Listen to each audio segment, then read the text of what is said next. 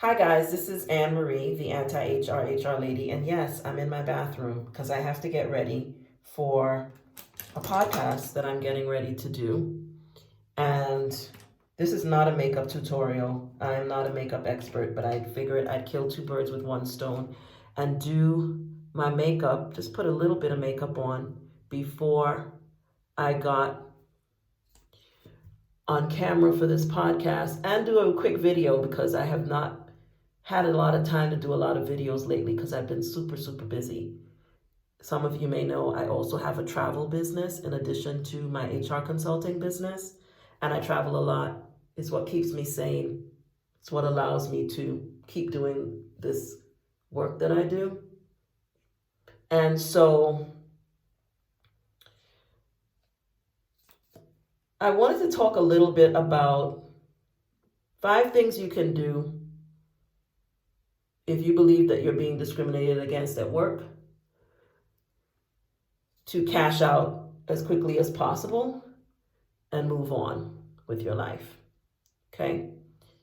And as you know, my course, How to Ask for an Exit from a Discriminatory Hostile Work Environment with Cash and Actually Get It, is on sale right now on my website. I'm running a sale for the whole holiday season.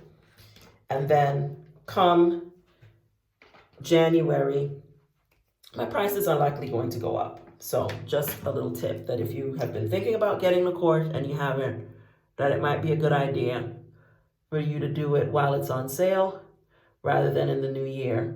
And one of the best times to work on an exit is in the new year. I really do find that at this time of year, we become a lot more reflective in terms of thinking about our lives and whether things are happening the way that we want them to in our lives. And a lot of times we find that the most unhappiness in our lives is around our jobs and our workplaces. And so this time of year often people decide that they want to do something different.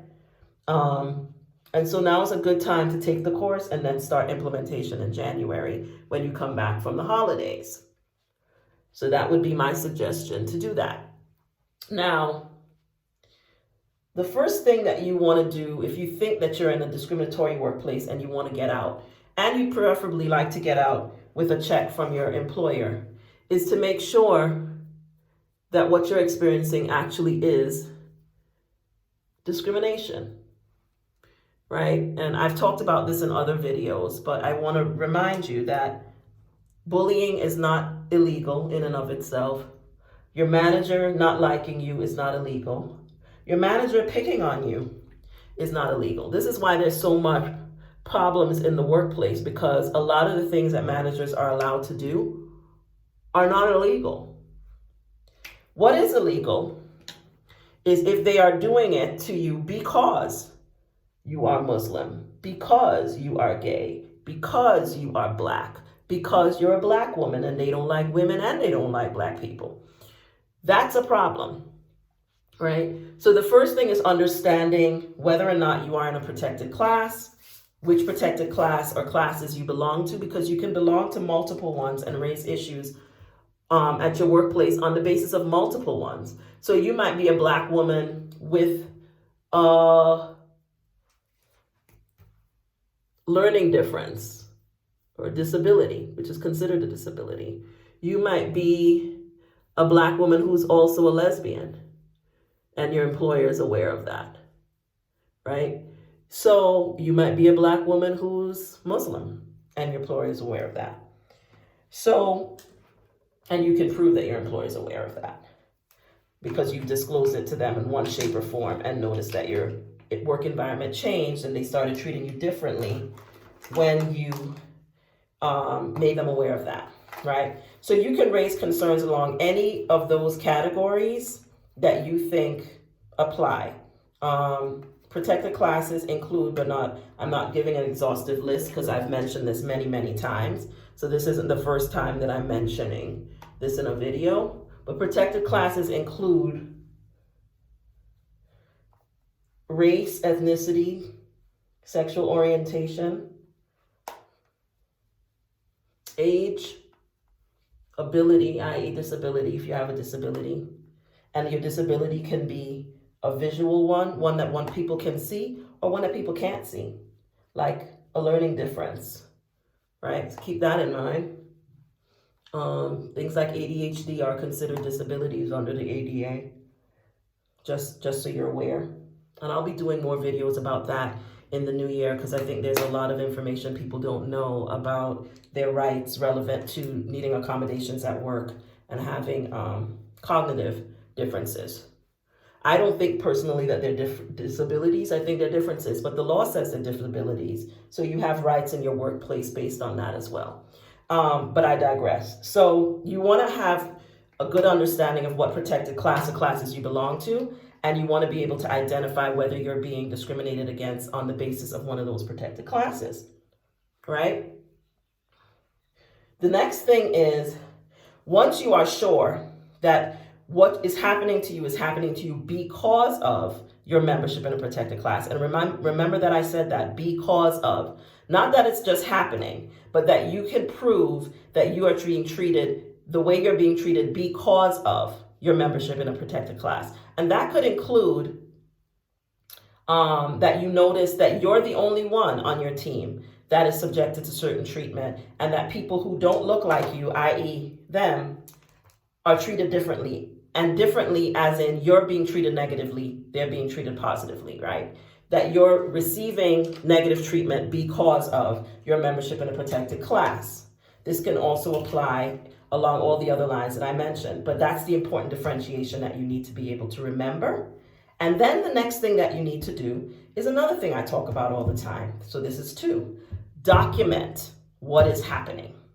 It's not enough to identify something as discrimination if you don't take the time to document it. You want to be able, ideally, to show a pattern of behavior by your manager, your employer, your company, etc. So you want to document every single time you were treated differently, right? And that you were treated in a different way and it had a negative impact on you, whether you were passed over for a promotion or whether or not you got a negative review while everyone got a good review, and you all doing the same work is an example. Not just one, it could be other things, but these are examples of things you need to pay attention to and document. I have a documentation journal on my website.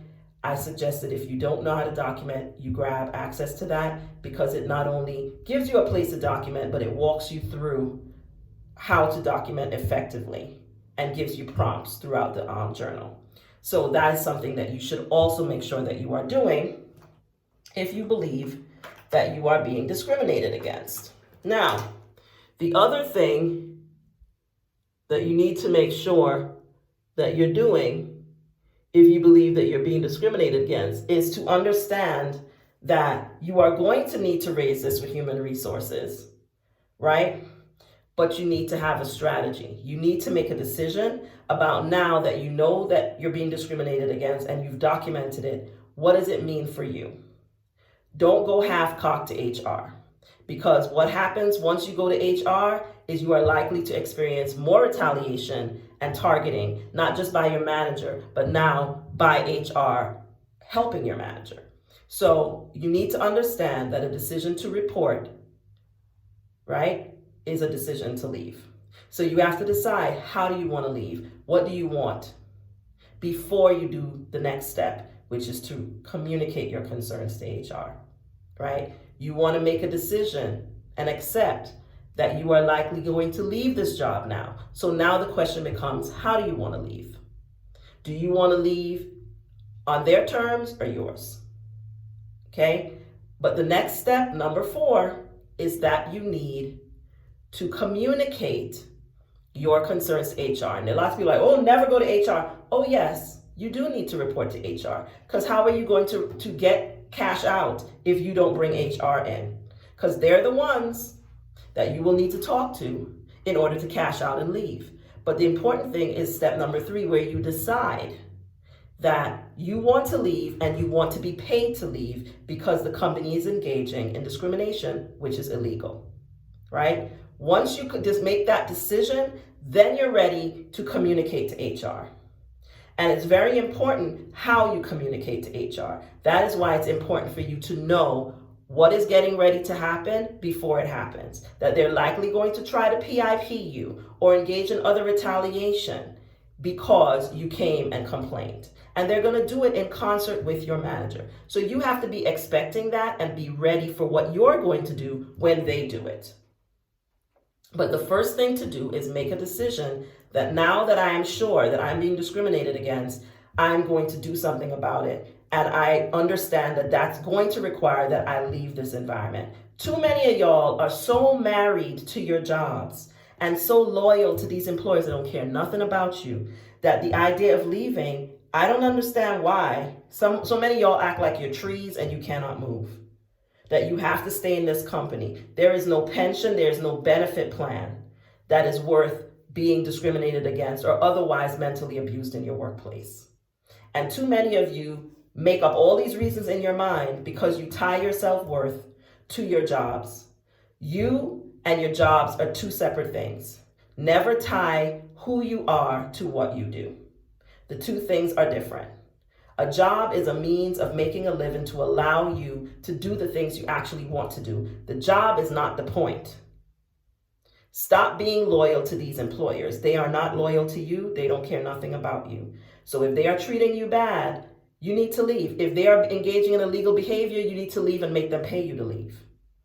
So the fourth step is to develop a strategy to communicate your concerns to HR. That is a step-by-step strategy that ends in your request for an exit. Do not go to HR if your intention is not to leave the company.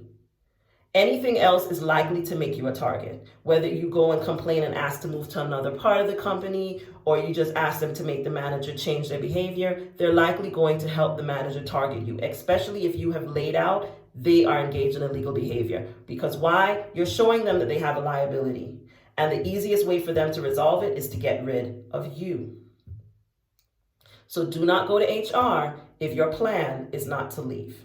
Now, if you have come to the understanding that you are going to have to leave your company, and so you are now ready to communicate, you've carefully documented your concerns, now you're ready to go to human resources. And when you go to human resources, it's very important that you not just go in there and say, my manager is treating me bad and I want to leave.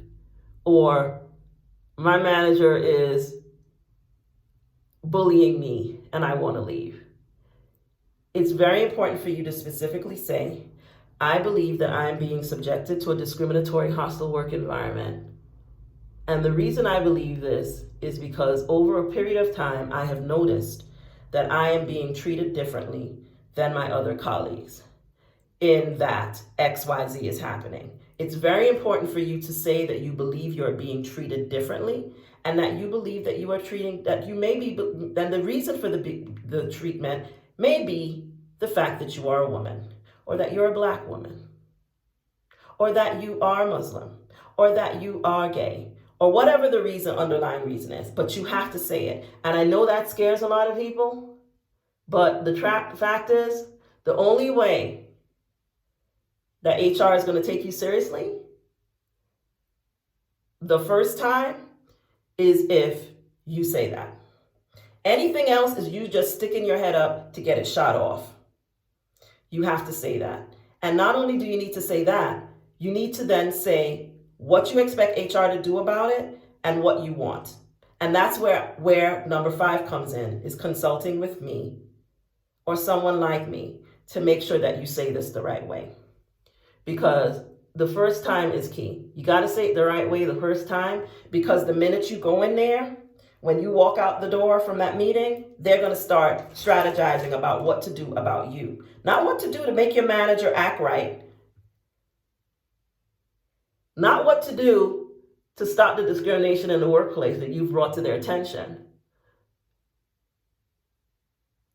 But how fast can they get rid of you? And so you don't want to leave that room without having clearly stated not just what you believe is happening and clearly saying that you believe that you are being subjected to differential treatment in your workplace that is a result of a discriminatory hostile work environment.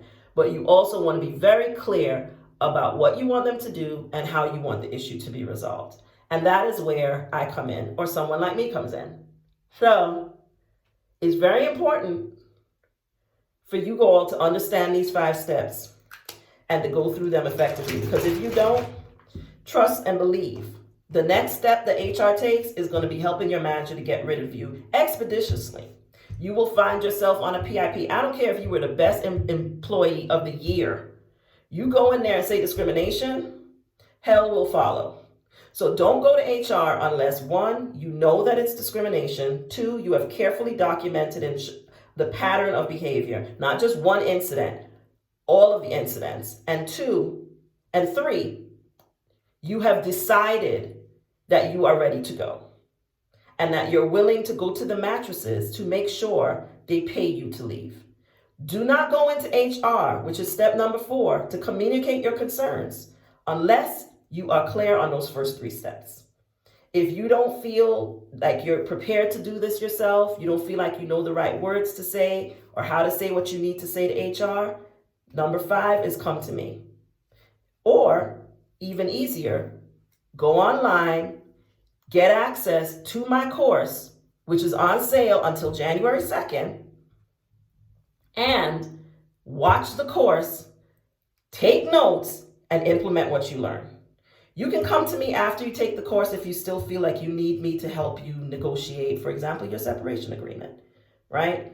But that course will get you from steps 1 through 4 and get you to your ultimate goal, which is to not only leave, but to leave with a check from your employer, okay? So I really want you guys to understand that, because too many of you are coming to me in my DMs via discovery calls, and you have not worked out step 1 and step 2. All you can tell me is, my boss don't like me, or my boss is doing this and that to me. But you can't tell me why you think they're doing it, and you don't have no documentation to support why you think they're doing it. Bullying is not discrimination in and of itself. It's not. Microaggressions, gaslighting, none of those things are discrimination in and of themselves, unless you can tie it to your membership in a protected class. So when someone is doing something, what you need to analyze and assess carefully is why. And make sure that you can carefully examine how they treat everybody else in the team, especially the ones who are not Black or brown. And then start documenting the difference in the treatment. It's very important for you guys to get this if you want to successfully leave a workplace with a check. Because the reality is, some bosses are horrible to everybody because they're just terrible people that are miserable.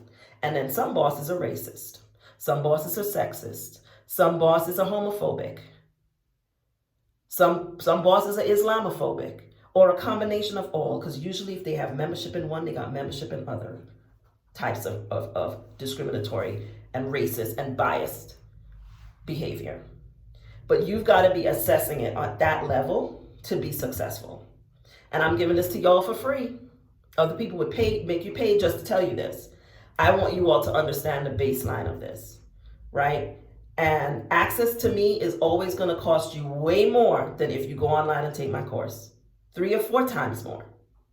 That's a fact. My time is expensive, right? So I have created this course because I want more people to have access to this information that could possibly ever work with me or could afford to work with me. So avail yourselves of the sale. Take advantage of this time, because the time is coming to an end after the holiday season.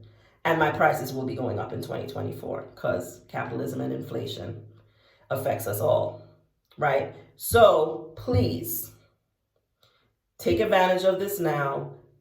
Assess your situation based on these steps that I have shared with you in this video, and go forth and do what is necessary to set yourself free. Nobody is going to do it for you. Not me, not anybody else. You have to set yourself free from these situations. Too many of y'all are sitting in these jobs for years.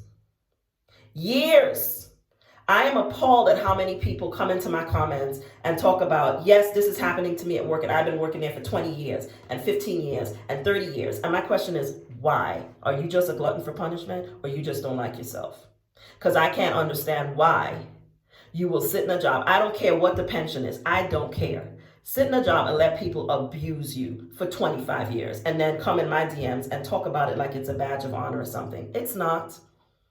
Your job should not be an endurance test. Going to work every day should not be an endurance test. And if it feels like it's an endurance test, you need to leave. If it feels like it's discrimination, you need to make them pay you to leave. But you need to leave. Do not stay in these work environments. They don't care nothing about you. You get hit by a bus tomorrow, your job will be posted in 7 to 10 days. Trust and believe that. So again, put yourself first. Take advantage of my course while it's on sale. And take the steps necessary to remove yourself from discriminatory, hostile, toxic work environments with a check. This is Anne Marie, the anti-HR HR lady. HR is not your enemy, but they're definitely not your friend, but I am. I'll see you in the next video. Bye.